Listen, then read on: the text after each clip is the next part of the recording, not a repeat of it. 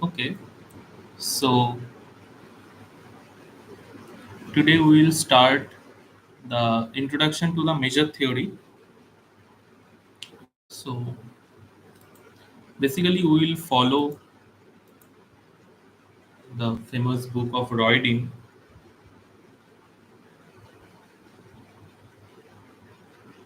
So this is the real analysis book by H.L. Royden and P.M. Fitzpatrick, which is the fourth edition, and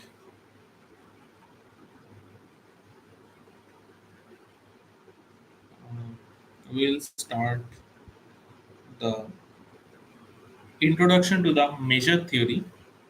Okay, this is the preface, and okay, so let's start the introduction. Okay, so before starting the introduction, we will first discuss the actual content which we will cover through this lecture. The first one is the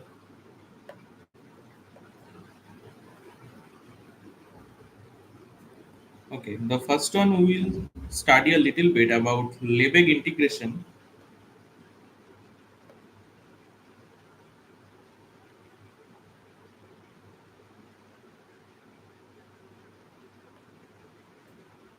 Lebesgue integration.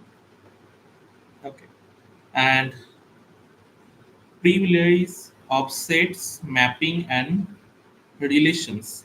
So in this section, we will study basically unions and intersections of sets, equivalence relations and axioms of choice and John's lemma.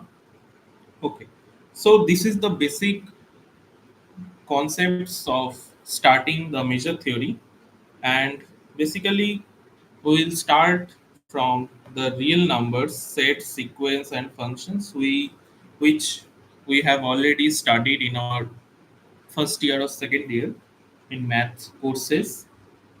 And inside this section, we will study basically field, positivity, and completeness axioms, the natural and the rational numbers, countable and uncountable sets, open sets, closed sets, and Borel sets of real numbers, sequence of real numbers, and continuous real valued function on a real variable. Okay, so this is the basic concepts which we'll use during our measure theory concepts. Okay, so in this measure theory, the important part is the Lebesgue measure, which is very much important. Okay, let's change the color. Okay, so this is the Lebesgue measure. So inside the Lebesgue measure, we will start with the introduction. It means that why we are considering Lebesgue measure or what is the importance of this Lebesgue measure. Okay, so and then we will study Lebesgue outer measure. Then we'll start sigma algebra of Lebesgue measurable sets. So definitely we'll study what is a measurable sets, what is outer measure in this content, and outer measure and inner measure approximation of Lebesgue measurable sets, countable additivity and continuity, and Borel Cantelli lemma, and we'll study a little bit about non-measurable sets. So there is a lot of sets which is not measurable, right? So we'll study a lot of things in this content, and then the Cantor set and the Cantor Lebesgue function, which is also very important. Then we will go to the chapter 3, Lebesgue measurable functions, sum and products and compositions, right? So basically in this section we will consider a lot of functions which are measurable functions. So then we can study sums, products, compositions, right, between these functions. So that we will study. Then sequential pointwise limit and simple approximations of functions, Littlewood three principle, Argov theorem, Lewis' theorem. We will study those things then, and then we will study the important part. which is Lebesgue integration. This is Riemann integrable, the Lebesgue integral of a bounded measurable functions over a set of finite measure, right? So basically, in this section, we will study the integration part, right? We are considering a lot of measurable functions, then definitely integration will come in this picture. Okay. So then the Lebesgue integral of a measurable non-negative functions, right? So basically, in this Lebesgue integration, we will consider a non-negative function, which will be definitely very helpful for our concepts of measurable functions. So, okay, so basically, in this section, we will generalize the Riemann integration in the Lebesgue integration. So basically, there is a connection between Lebesgue integration and Riemann integration. So we will study these things and we will understand how it works. So then the general Lebesgue integration, we will generalize the Lebesgue integration. Okay, so then countable additivity and continuity of integration, which will is very much important and sometimes it seems like very obvious. You can easily understand how it works. And then uniform integrability, the Vitali convergence theorem we will study. So this part we will study and uh,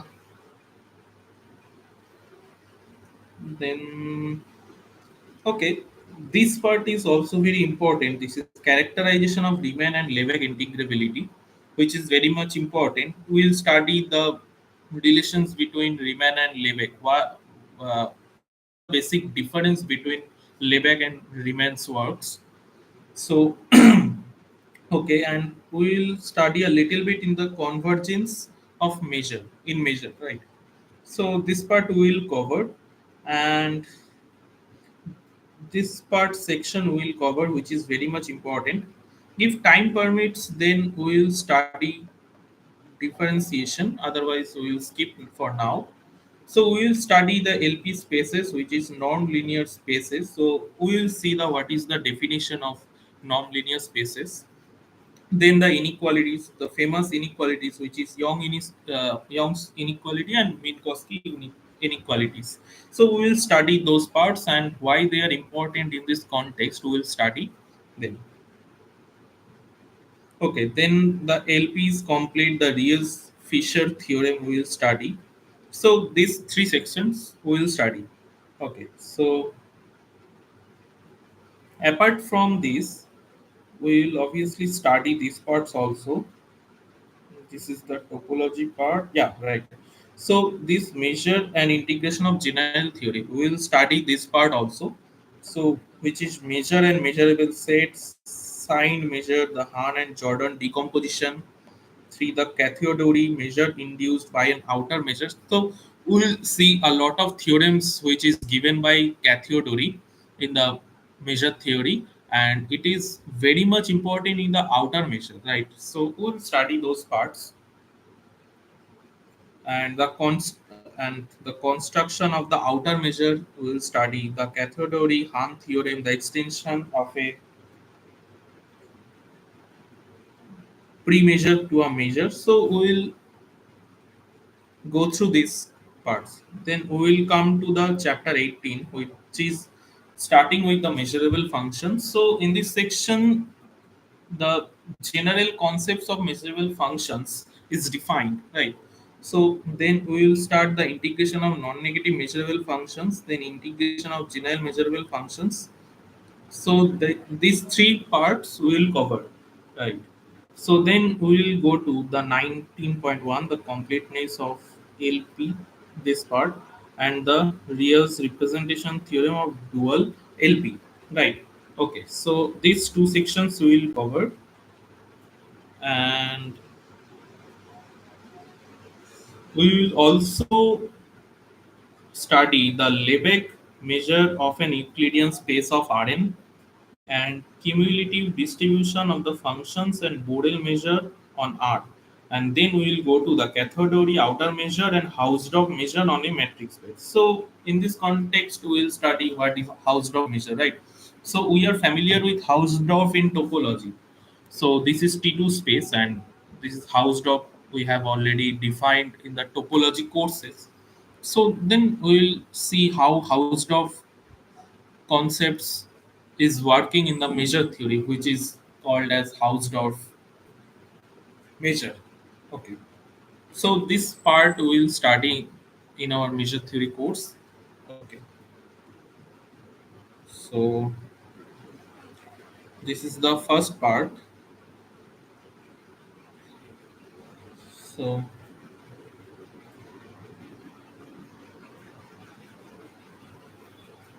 okay. So in this section, this is preliminaries of sets, mappings, and relation, right? So in this section, unions, intersections of set, equivalence relation, axioms of choice, and Jordan's lemma is defined. So this is very easy topic. It is not hard to understand. So basically, in this sections, we will study the unions and the intersections of sets, right? So we have already know what is union and the intersections, right? So we'll go faster for these points. So this is De Morgan's identity, right? So we have already seen this formula in our set theory course. So this is the generalized version of this formula. Okay. So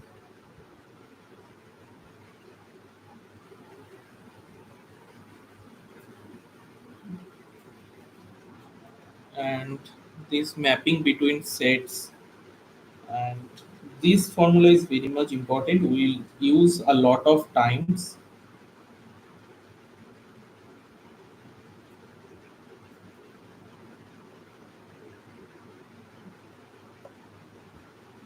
Okay, so in this section we can expand this formula to F inverse E1 union F inverse E2 and F inverse E1 intersection E2, which we can explicitly write this down, right? This is easy. We have already known this type of concepts. Okay, so and here it is also very important where E1 and E2 are equivalent. So if we apply F inverse, then it will be formed in this F inverse E1, which is related to equivalence to F inverse E2. Okay, so this part is very easy. We will not spend more time in this section. So, okay, so some recall. This is the definition of a equivalence relation, which is reflexive, symmetric, and transitive, right? So, relation we are denoting with R, and the considering set is X. So it is so this relation X, this relation R will say the equivalence relation if it is the reflexive, symmetric, and transitive. Okay, so equivalence relation, axioms of choice, and so on so on. Okay, so that part. And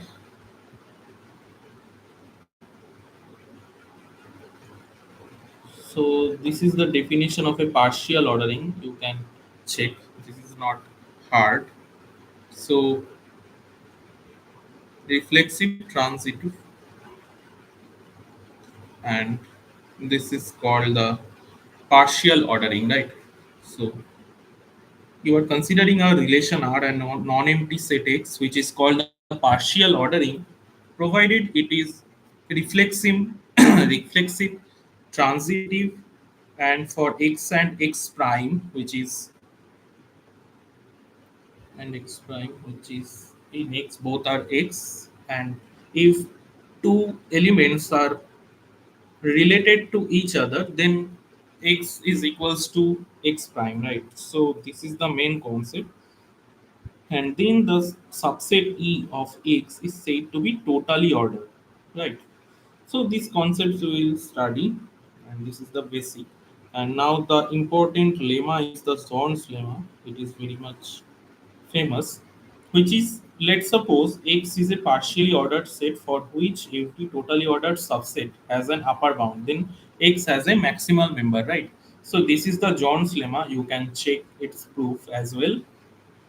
So now we'll go to the basic chapter 1, which is real numbers, set, sequence, and functions. So we have already studied real analysis, right? So in this section of real analysis, we have a strong foundation in set, sequence, and functions, right? So this is the basic recall chapters. So you can check all the concepts. So this is the commutativity of addition, associativity condition. This is additive identity. So this is the basic definition. The field, positivity, completeness, axioms. You can check the definition of a field. Okay, positivity. Okay, so this part is additive inverse. A is equals to B. The commutativity of multiplication, associativity of multiplication, multiplicative identity, which is one. So for the real numbers, and multiplicative inverse, which is AB is equals to 1, then distributive property, which is and non-trivially assumptions, one is not is equals to 0, right? So this is the basic definitions. So you can check. So this field axioms which we have considered. So if we will check these properties, then we can easily call that the particular specific set is a field, right? So okay, the positivity axioms you can also check. Okay, so there is a set of real numbers denoted by p is called as positive numbers, right? So these followings are equivalent that P1 is a statement 1. If A and B are positive, then AB and A plus B are also positive, right? So statement number 2, for any real number say exactly one of the following three alternatives is true. A is positive, minus A is positive, A is 0. Okay, so this concept is very easy, then it is also very obvious. If you have two positive real numbers, right? So what is the conditions basically? So A plus B must be positive because A and B is positive. A is positive minus, okay, real numbers. Yeah. So if A and B are positive, then A plus B definitely positive. So it will not true for A minus B, right? It could be negative also. So if A and B are positive, then A plus B is positive. A into B is positive, which is the basic meaning of the first statement. And the second statement says that if suppose you have two real numbers, you have no idea what is the sign of this number, so it can be positive, it can be negative, right? So so A is positive, it may be. So minus A is positive, A is equals to 0. It could be possible, like if A is positive, then A is negative, then minus A will be positive. And okay, so this statement basically says that if you have a real number, it could be positive, it could be negative, and it could be 0. So this is the positivity axioms. So which is basically very easy and obvious, but sometimes its proof is very difficult to understand. Okay, so and this is the basic notations of bracket, right? So this is closed bracket.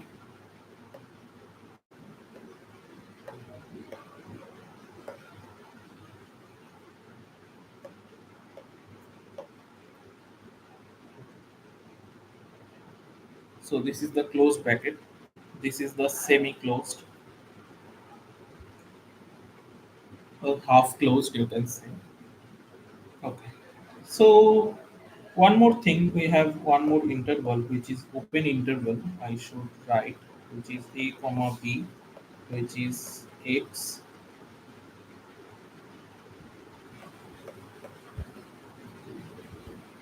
Right. It is the open interval, nothing else.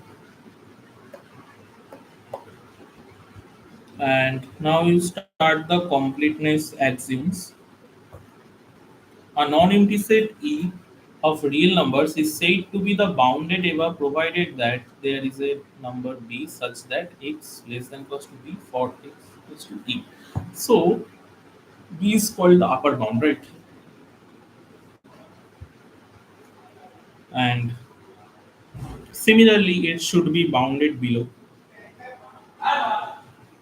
Okay, so and lower bound of a set as well, bounded below or lower bound is a similar thing. So,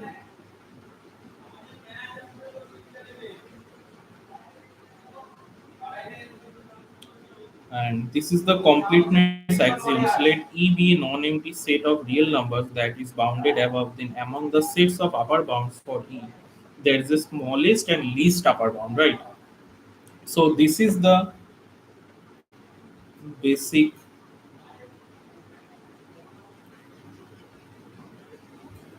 completeness axioms. Okay. So, suppose you have a set E, right, which is non-empty, and the set is a real numbers, collections of all real numbers.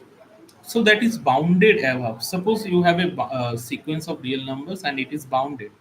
So bounded above, right? You have a upper bound.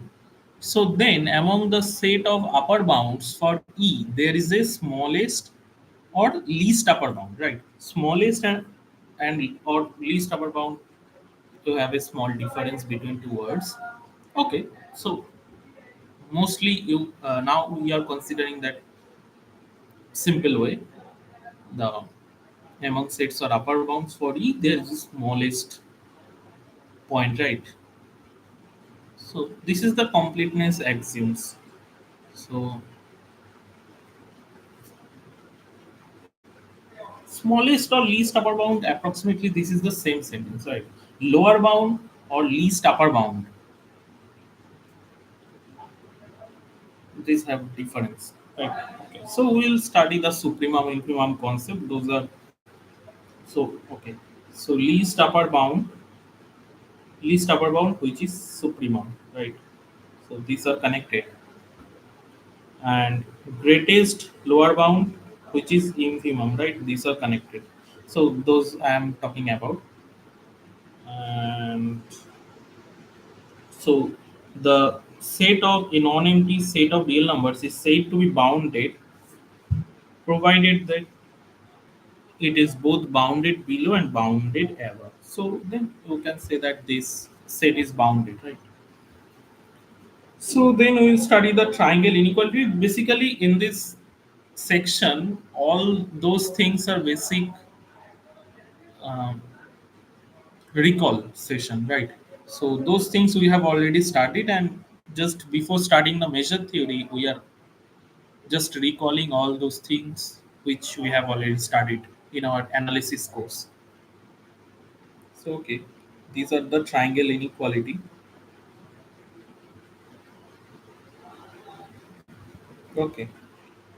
So this part you can also study the extended real numbers. It is convenient to introduce the symbols infinity and minus infinity, right? So for all real numbers x, we call the R union of plus minus infinity, which is extended real numbers, right? This is the basic number line minus infinity to plus infinity. Inside the all elements are from real numbers, right? So it is the non-empty set E of real numbers is not bounded above when we define the supremum to be infinity. It is also convenient to define minus infinity be a supremum of the empty set. Okay, so those are the basic recalls. So okay, and these are the some standard notations which we should learn at least. So x into minus infinity, basically these are the basic intuitions, right?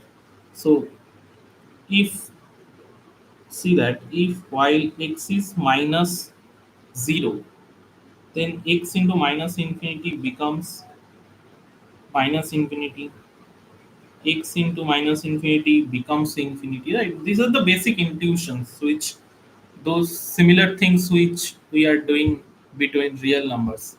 Okay, so x into minus infinity when x is positive, x into plus infinity.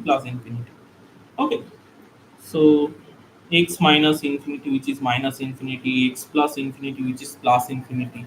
So basic are very usual things and we have to consider. So now a comma infinity, which is collections of all numbers, real numbers, which is bounded at x, right? And x is real number which can be go to up to infinity. And minus infinity comma b, so collections of all real numbers such that x less than b, right? So b is bounded below.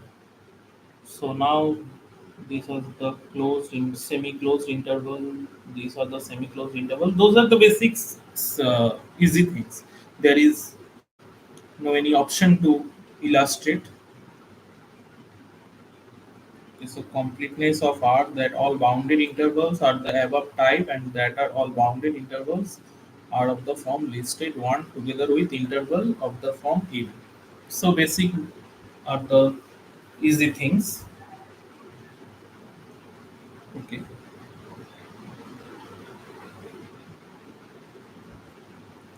The natural and the rational numbers, you can you can check those parts. Those are very easy and it is included in the analysis part. So we will not talk a lot of things in these sections. It is very easy to check and recall all those things. Okay. So in this section, countable and uncountable sets, we can easily read those parts and pigeonhole principle is more important and not countable is uncountable. Those you can check those definitions.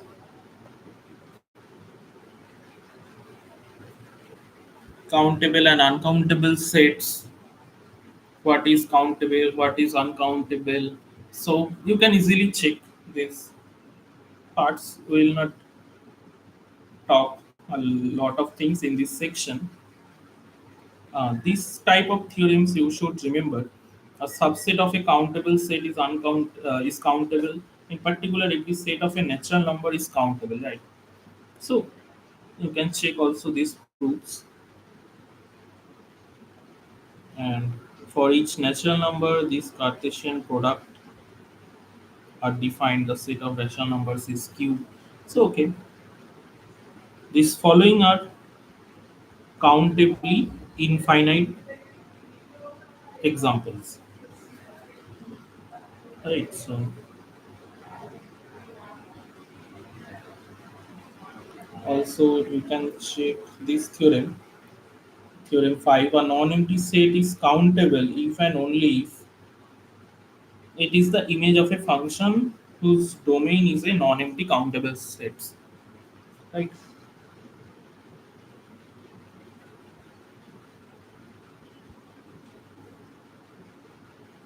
So you can check also these groups and corollary 6. The union of a countable collection of countable sets is countable. Okay, so theorem 7. Non-degenerate intervals of a real numbers is uncountable.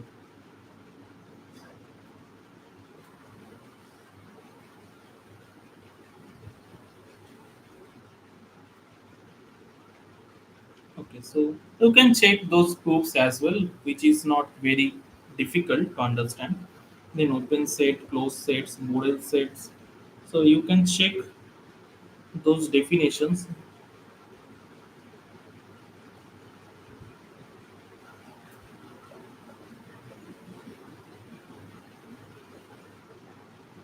Empty sets are also open. The intersection of a finite collection of open sets is open.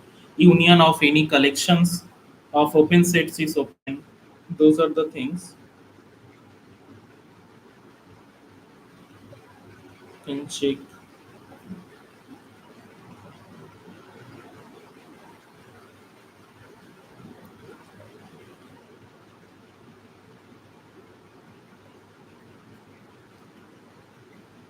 Okay. So you can check these propositions as well. Okay. So this is also important theorem, which is Heine-Bodel theorem. If you have a set F and which is closed and bounded set of real numbers, then every open cover of F has a finite subcover. That means that F is compact set, right? So this is the basic Heine-Bodel theorem. You can simply check that. And the nested interval theorem you can also check this.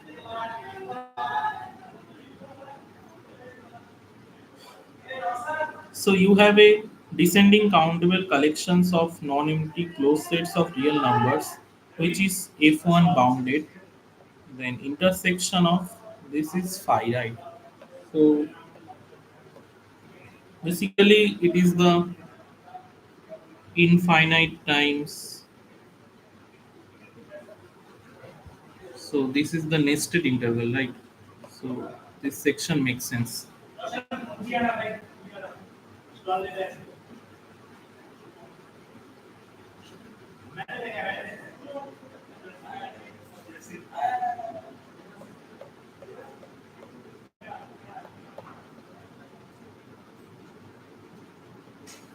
And these two formula you can also check that. This is not very difficult. So okay, so those are the basic definitions. So the collection of the Bodel sets of a real number is the smallest sigma algebra of real numbers that contains all the open sets of the real number. Okay, so now the question will arise that what is sigma algebra? So we will study this sigma algebra while we will start formally the measure theory. Okay, so basically Bodel sigma algebra is the smallest sigma algebra. So okay, now you can skip this part for now. And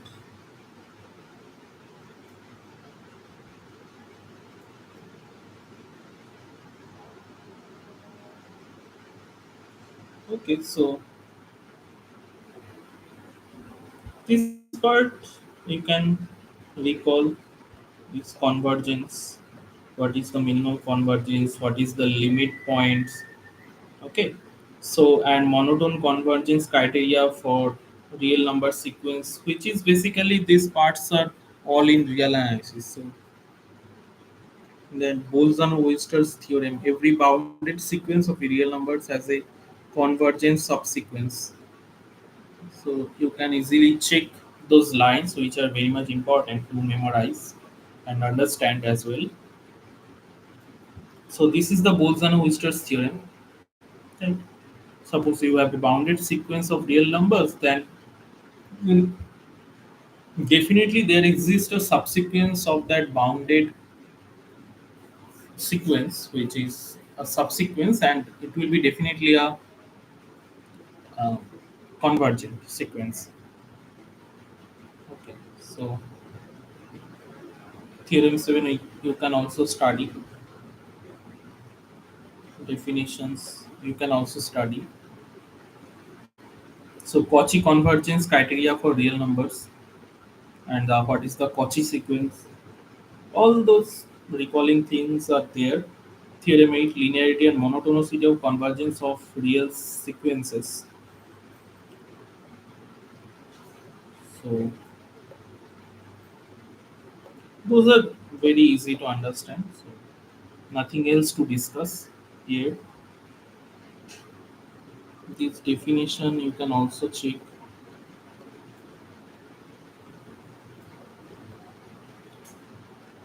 Okay. So you have apply limit on the supremum of a sequence. So what will give us? Who can study? And those are the very interesting propositions you can check.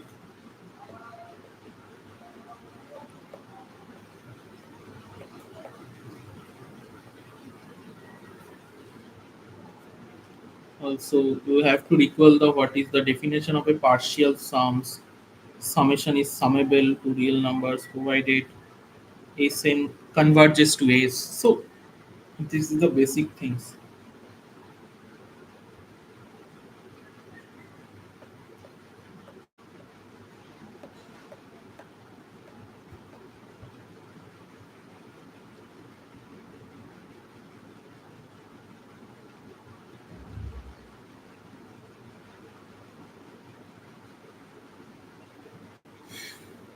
Now in this picture, we'll recall the continuous real valued functions and real variables. What is the basic definition of continuity at the point? Pointer is continuous, pointer is convergent. So, and when a function is called ellipsis, so this condition,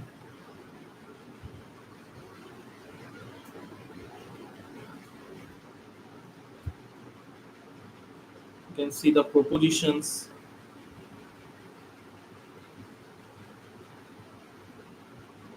This is the extreme value theorem, which is very important. A continuous real valued functions on a non-empty closed bounded sets of a real numbers takes the minimum and the maximum value, right? So,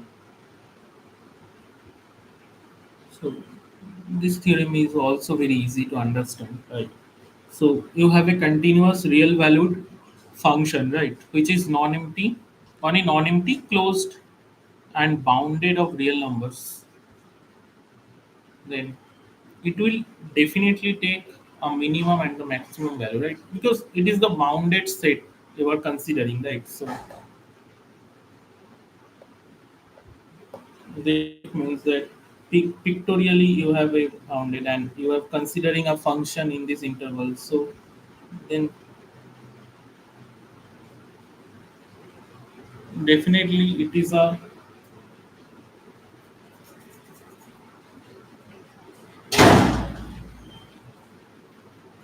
so this picture is not appropriate.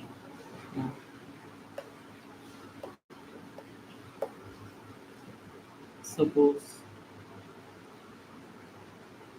so this portion is the minimum, and you can take this portion makes the maximum.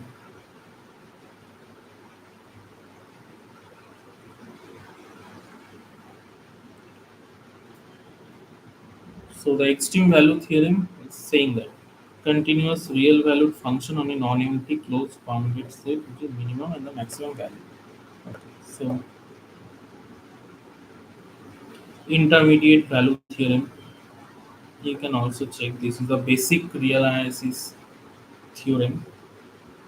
The definition of a uniformly continuous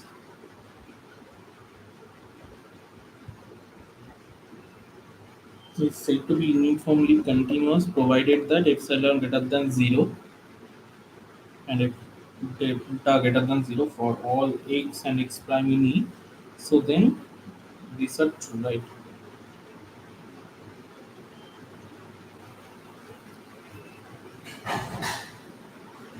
X minus x prime less than delta, then fx minus fx prime less than epsilon, right? These are the one more theorem regarding uniform continuous. A continuous real valued functions on a closed bounded set of a real numbers is uniformly continuous.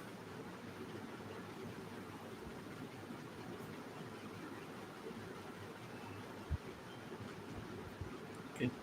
And this is the monotone increasing, monotone decreasing. You can easily study.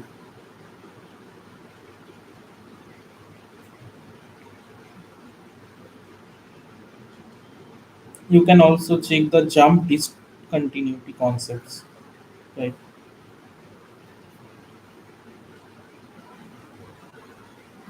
Okay, so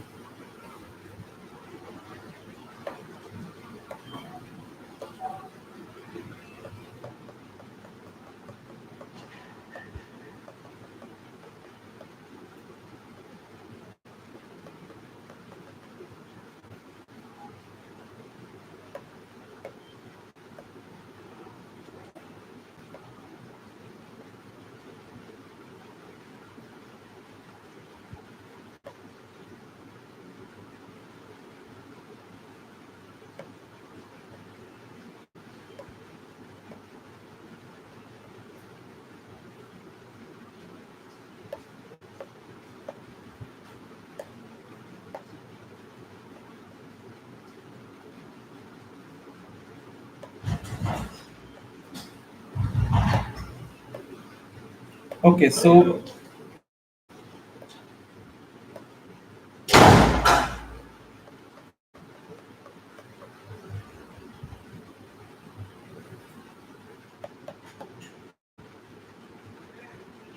okay, so in the next lecture we'll formally start the measure theory. So in this video, basically we are discussing about the basic concepts and all the recalling of measure theory, right? And in and basically the measure theory talking about sets, functions, generalizations of functions, how to calculate the basic area under the curve, which we have already seen in Riemann integration, but Lebesgue generalized the whole concepts. So basically, we are playing with sets, functions, a lot of properties, a lot of lemmas, a lot of proofs, a lot of theorems. So basically, the whole thing are the sets, right? So okay, so what is the importance of a measure theory? So measure theory is very much important in the analysis section. So a lot of things, right? Like you have to generalize a lot of things, like in geometry, a fractal. So these sections, a lot of things, measure theory can deal with geometry, right? Which will be very much helpful for mathematicians. So a lot of unknown properties of functions, how they are react to particular in this case, particular another case. So basically, Lebesgue was the mathematician who started the generalization of those things, and we have also known Riemann. So Riemann integration we have already studied. So here we will study the Lebesgue integration, and Lebesgue measure is not a very difficult thing. Basically, considering measure, what is measure, right? So you can think about it is length, right? So in one dimensional measure, you can consider as a length. In two dimensional measure, you can consider as area. In three dimensional measure, you can consider as a volume, right? Up to four dimension you cannot imagine this as well, but you can build a intuition of this, right? So okay, so basically measure means in real analysis which is measure, you have to measure the function, the sets, measurable functions, measurable sets. So those are we will start formally in our next lecture. So in this session we have already recalled all those basic concepts which all are very much needed for studying measure theory, right? So the measure theory will be very much smooth to understand. So that's the important to recall the basic real analysis 1 and real analysis 2 courses. So okay, let's meet in the next lecture with the formal way to introduce the Lebesgue measure, measurable sets, Borel measure, Sigma-algebra, all those things. So, okay, let's end the session. Thanks for watching, and let's meet in the next lecture with the formal introduction to Lebesgue measure from Royden. So, we will typically follow the Royden book, and sometimes, if needed, we will follow the another book, right? So, okay, let's finish the session.